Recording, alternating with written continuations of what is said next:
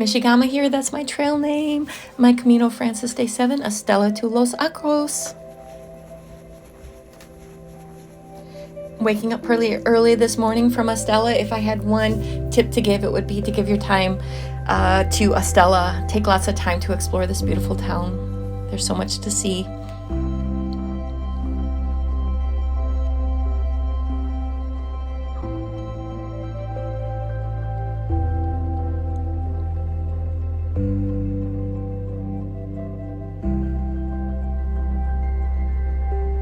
And when you wake up early, you get to enjoy those Spanish sunrises.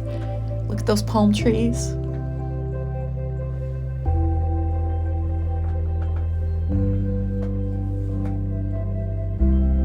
A hint of what's to come. I've got a decision to make. I'll talk about that in just a bit. So the wine fountain, Fuente de Vino. Hopefully I said that right. A monastery actually provides free wine to pilgrims, but right before that was this very iconic house with all of these iconic imagery of the Camino, the shell, the pilgrim, the crosses. So I spent some time there, took lots of pictures.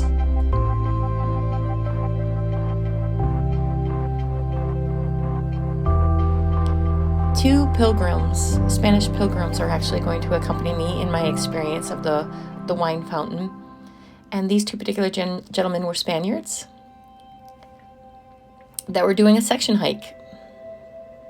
That's typically what Spaniards do. They don't accomplish the whole Camino in one go. They split it up. There's my wine. I don't drink a lot, but I was definitely going to partake in this experience. And here's some images of the monastery. I loved how the trees, each unique tree branched out and touched each other. That was so cool. Most of my images are going to be of that mountain right there today.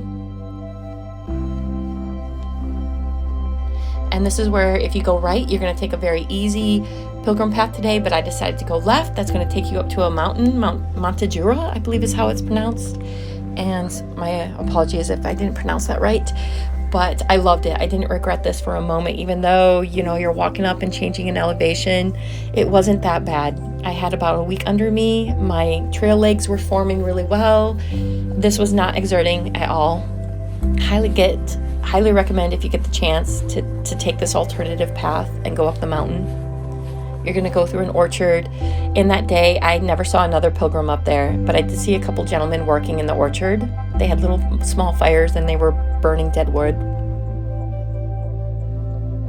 I told you you'd see it a lot.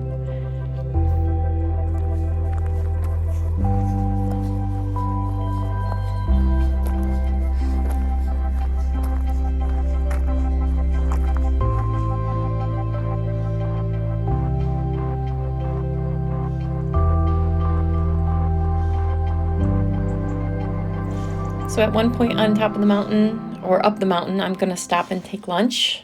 And so these were my views when I was taking my lunch.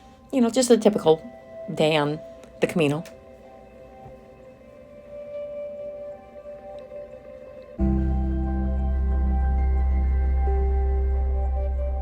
Still obsessed with my shadow.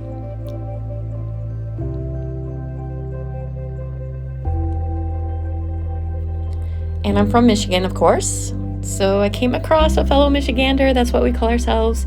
That little windmill in the bottom left makes me believe that this particular person was from Holland. Holland,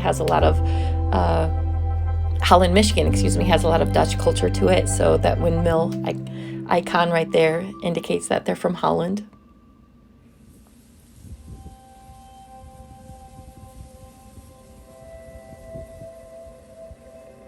I had to stop and get those reeds just on film, just listening to them. Again, your senses just kind of awaken up when you're out on this trail.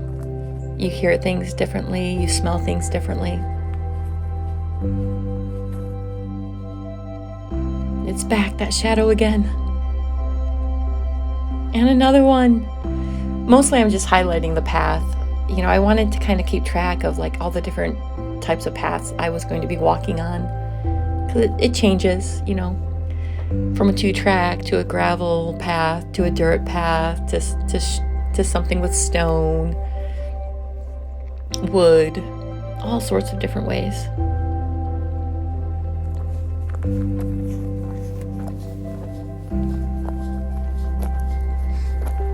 On the left and the right is going to be farmland. This is very typical at this particular section as well, to see a lot of farms surrounding you as you walked. There's an old ruin. It's like not a monastery, but a pilgrim hospital. And I believe that's what we're seeing right here.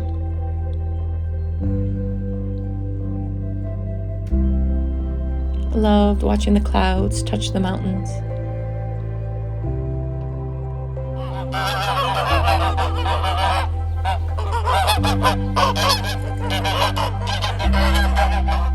And that was the welcoming committee to Los Arcos. So not a lot happening in this particular town. Most of everything that I came across was closed down. There was one particular cafe that was the only cafe open, and I was able to get a hot chocolate. Other pilgrims were able to get their wine or a short, small meal shared there. But for the most part, I spent a lot of my time in the private albergue that I stayed at.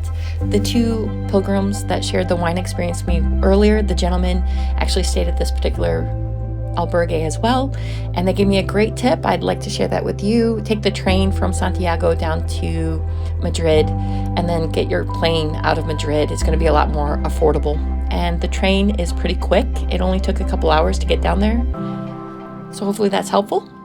Thanks for watching, and stay tuned for my next episode.